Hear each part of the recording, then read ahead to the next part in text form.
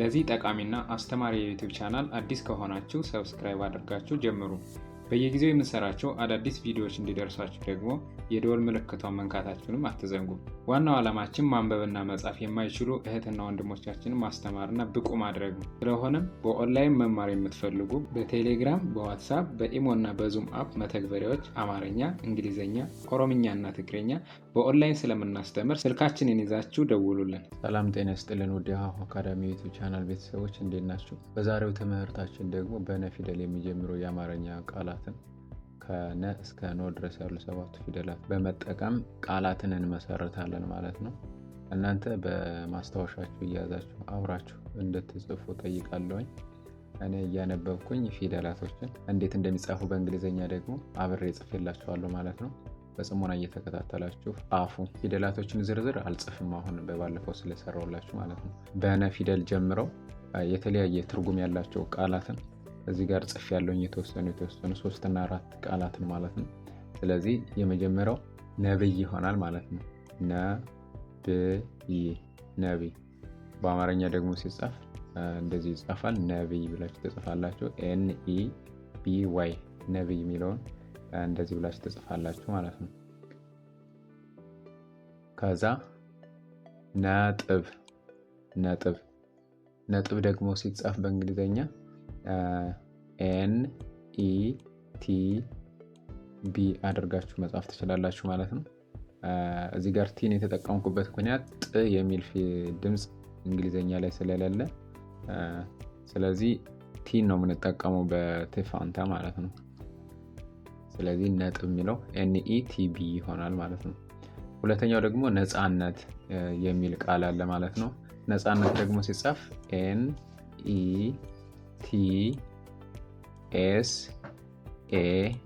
NETSANT ይሆናል። ነፃነት የሚለውን እንደዚህ ተጽፋላችሁ ማለት ነው። እዚህ ጋር እነዚህ TSA የሚለው ጻን ይወክላል ማለት ነው። ጻ 3 ፊደል ነው እዚህ ጋር የምትይዘው ማለት ነው። TSA ሲሆን ጻ ትሆናለች ማለት ነው። ስለዚህ ነፃነት የሚለው እንደዚህ ይጻፋል። ከዛን ደግሞ ነሐሴ የሚል አለ ማለት ነው። ነሐሴ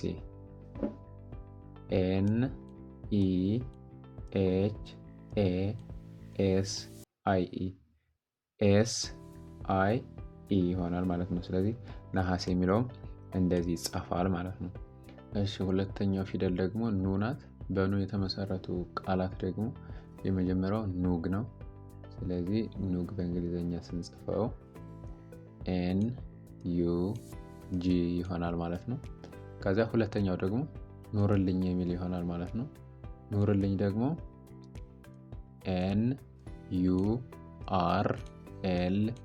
NURLGN ይሆናል ማለት ነው። ኑርልኝ የሚለው እንደዚህ ይጻፋል ማለት ነው።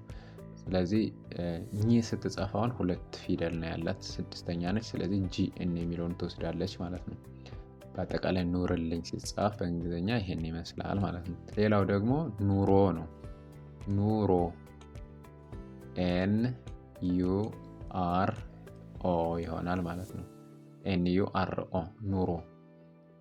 እዚህ ጋር መገንዘብ ያለባቸው ነገር እነዚህ የጻፍናቸው እንትኖቹ የእንግሊዝኛ ትርጓሜያቸው ሳይሆን በአማርኛ እናንተ ቴክስት ስትጽፉ የተለያዩ ነገሮችን ስትጻጻፉ በአማርኛ ቀጥታ ለመጻፍ ነው እንጂ የሚያገለግለው ይሄ የእንግሊዝኛ ትርጉም አይደለም። በሶስተኛው ፊደል ደግሞ የተጻፈው የመጀመሪያ ቃል ኒያላ የሚል ይሆናል ማለት ነው። ኒያላ በእንግሊዝኛ ሲጻፍ ደግሞ NIYALA ይሆናል ማለት ነው። NIYALA ይሆናል ማለት ነው። ስለዚህ ኒያላ የሚለውን ይሰጠናል ማለት ነው። ከዛ በሶስተኛው ፊደል ሌላው ቃል ደግሞ ኒሻን ይሆናል። ኒሻን ሲጻፍ ደግሞ NISHAN ይሆናል ማለት ነው። ስለዚህ ኒሻን እንደዚህ ተብሎ ይጻፋል ማለት ነው። ሌላው ደግሞ ኒጀር ነው። ኒጀር NIGER ኒጀር የሚል ይሆናል ማለት ነው። ሌላው ደግሞ በአራተኛዋ ፊደል ደግሞ ናናት። አራተኛዋ ፊደል ናፍጣ የሚል ቃል አለ። ይሄን ናፍጣ የሚለውን ወደ እንግሊዝኛ ስንጽፈው NAFTA ይሆናል ማለት ነው። ናፍጣ የሚለው እንደዚህ ይጻፋል። ከዛ ደግሞ ሌላ ቃል ናፋቂ የሚል ቃል አለን ማለት ነው። NAFAKI ይሆናል ማለት ነው። ናፋቂ ልክ እንደዚህ ይጻፋል። ቂ እዚህ ጋር KIን አርጌን የጻፍኳትኝ እናንተ QI ማድረግም ትችላላችሁ። እናንተ ከፈለጋችሁ QI ማድረግ ትችላላችሁ ማለት ነው። ሌላው ደግሞ ናርዶስ የሚል ቃል አለ እዚህ ጋር ናርዶስ በእንግሊዝኛ ሲጻፍ NARDOS ይሆናል ማለት ነው። ናርዶስ እንደዚህ ይጻፋል። ከዛ ናዝሬት የሚል ደግሞ አለ። ናዝሬት ደግሞ NAZRIET ይሆናል ማለት ነው። ናዝሬት እንደዚህ ይጻፋል። በአምስተኛው ፊደል ደግሞ ኔትወርክ የሚል ይሆናል። እውነት ለመናገር ይሄ ቃል አማርኛ አይደለም፣ ግን ያው በዕለት ከዕለት ኑሯችን ኔትወርክ የአማርኛ ትርጓሜ ስለሌለው ስለምንጠቀምበት ነው የጻፍኩትኝ። የእንግሊዘኛ ጽሁፉንም በእንግሊዘኛ ጽሁፉን ትክክለኛ የእንግሊዘኛ ጽሁፉን የጻፍኩት ማለት ነው። ኔትወርክ ደግሞ NETWORK ይሆናል ማለት ነው። NETWORK ይሆናል ማለት ነው። ኔትወርክ እንደዚህ ይጻፋል። ከዛን ኔዘርላንድ የሚል አለ። ይሄም የሀገር ስም ነው። ልክ የሀገሪቱን ስም እንዳለ ቀጥታ እንጽፋለን ማለት ነው። ኔዘርላንድ ሲጻፍ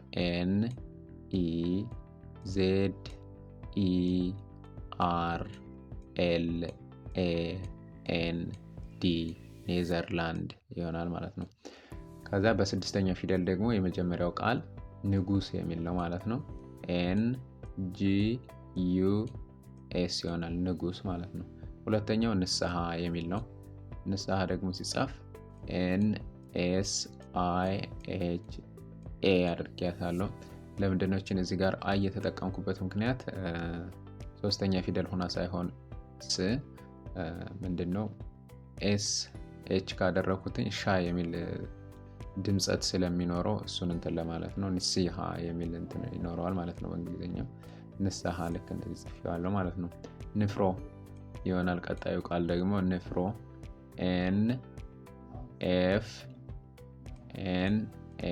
NFRO ይሆናል ማለት ነው። ንፍሮ። ከዛ ቀጣዩ ቃል ደግሞ ንብ ይሆናል ማለት ነው። ንብ NB ይሆናል ማለት ነው። ምክንያቱም ያው የስድስተኛ ፊደል ስለሆኑ ሁለቶችም ሌላ አናባቢ ስለሌላቸው ማለት ነው። ሌላ በሰባተኛ ፊደላት ደግሞ የተጻፉ ሶስት ቃላትን ጽፌላችኋለሁ። ኖረ የሚል ነው አንደኛው። NORE ይሆናል። ሁለተኛው ደግሞ ኖህ የሚል ነው። ኖህ NOH ይሆናል ማለት ነው። ከዛ ኖርዌይ የሚል አለ። ኖርዌይ ለሚለው ደግሞ NORWEY የሚል ይሆናል ማለት ነው። ስለዚህ ኖርዌይን ልክ እንደዚህ እንጽፋለን ማለት ነው።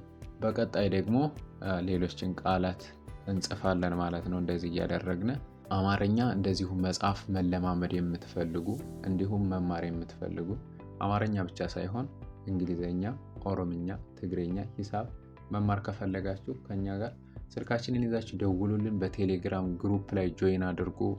እኛን አናግሩን። መማር ትችላላችሁ ማለት ነው። ይመቻችሁ። ሰላም ሁኑ።